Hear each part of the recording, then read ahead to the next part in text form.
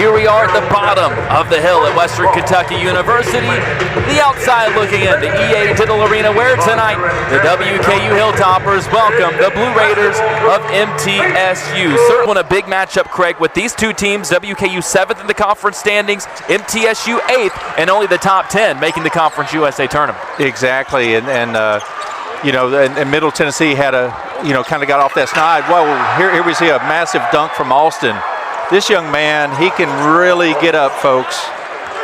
Well, that's a start to a game 15 seconds in. Tori Alston, hello, averaging 13 points, a team-high 7.7 boards per game. Right side, Newell dials one up from outside. There's the answer from WKU. 3-2 tops, 30 seconds. Murdix holds it up top for WKU. Team-high 3.5 assists per game on the year. This time keeps it himself to the rack. First try doesn't go. Second one good for the 6'1 grad senior Murdix. With that and 21 offensive rebounds, mentioned the plus 14 shots against MTSU. They took 20 more shots than the Panthers as the Blue Raiders get inside, and this time it's finished by Lands. Kennesaw State 10 times. Every time that they played Kennesaw, they have won. Moore right corner three. There's Tegan Moore. Welcome back to the Hill. Both teams had 10 in the first matchup in Murfreesboro. The Hilltoppers 21 last Saturday against FIU. 12 on the shot clock. Played straight up, but making the basket, scoring the basket is Alston, and the foul call comes in as well. Tori Alston just hung up mid-air. She's taken double-digit free throws 7 times this year. Off the steal up top, here comes Trey Green with 2 hands, and the Blue Raiders lead it by 4. Yeah, I like Trey Green's game too. Murdix on the left wing gets inside, sealed off by Carter, now kicks it off right corner. Hackman for 3, good! If anyone could do it, I wouldn't put it past him. Smith pulls from just inside the left elbow, missed the first time, but the second one good. Murdix at the free throw line, fires it out. Newell for a catch and shoot. Trey, got it!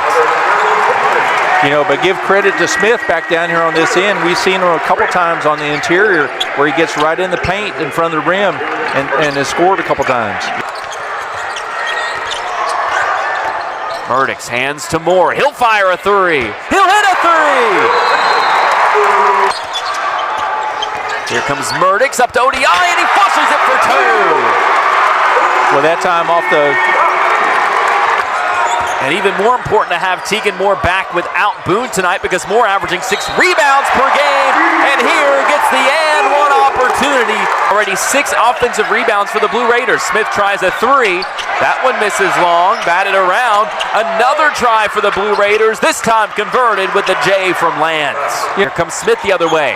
Shovels to Lands. Back out to Smith. Clean look for 3. That one goes down.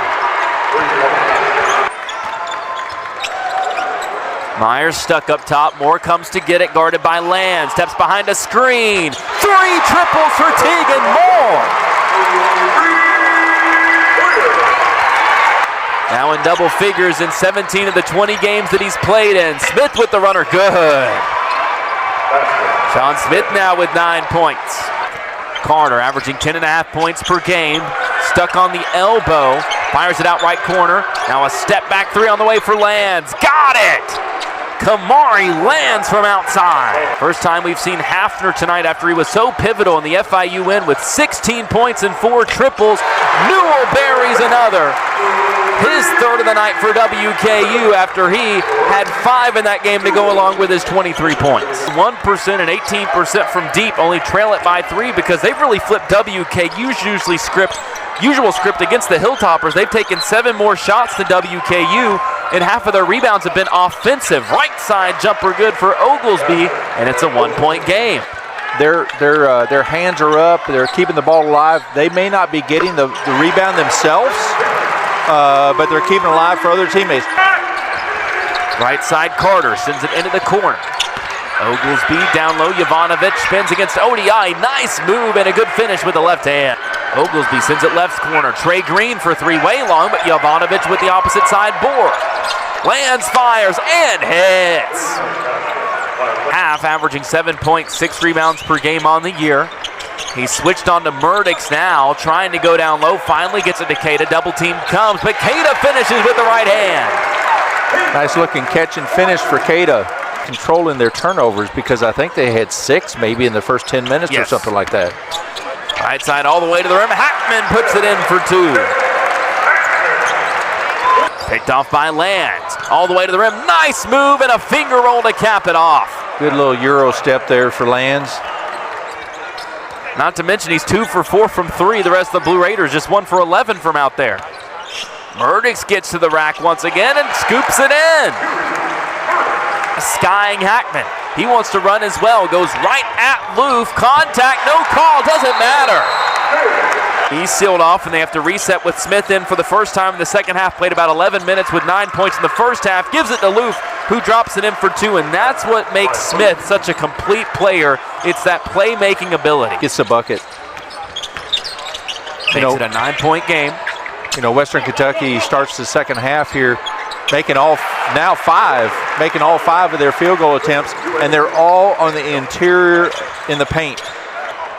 But we're back underway, and Tegan Moore back in for WKU.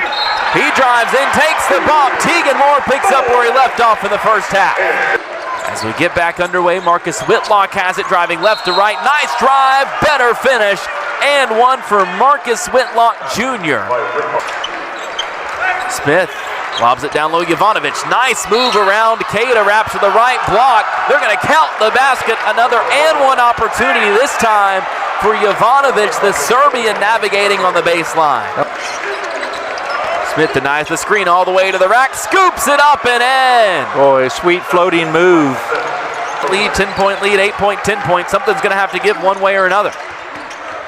Smith floats it up top. Loof can't control it, but he tips it in anyway. Hackman went up for that shot.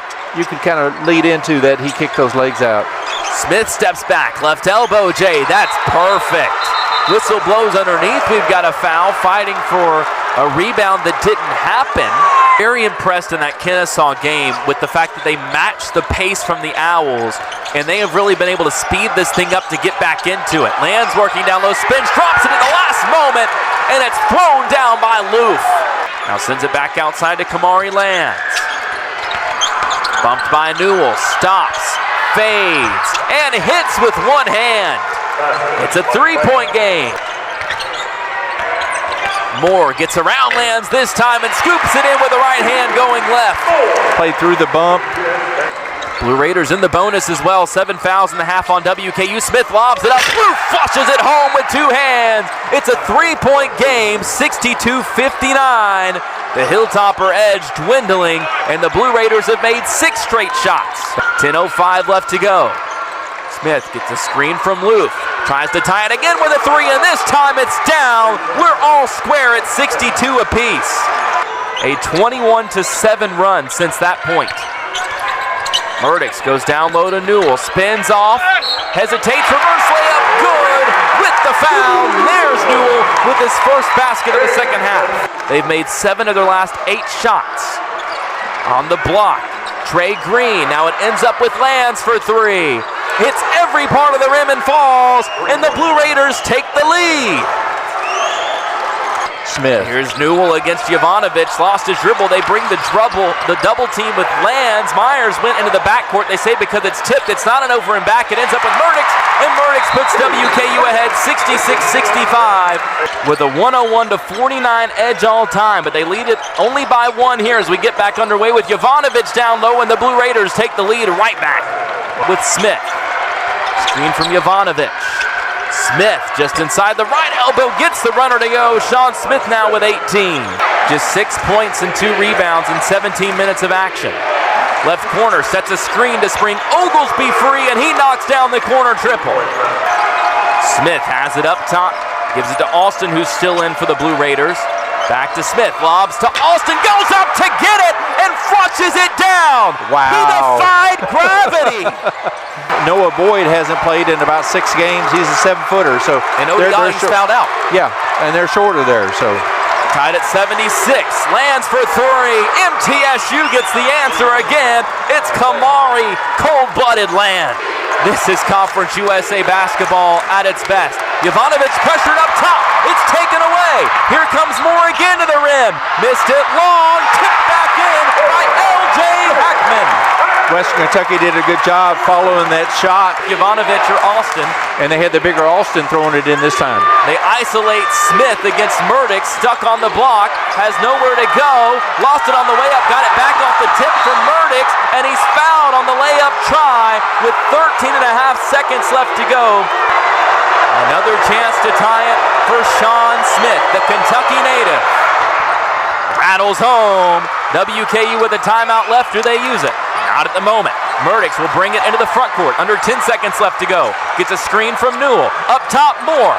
Doesn't take the three. Drives. Contact. They call it. It'll be 2 free throws regardless. Tegan Moore to the line for 2 with 3.8 seconds on the clock.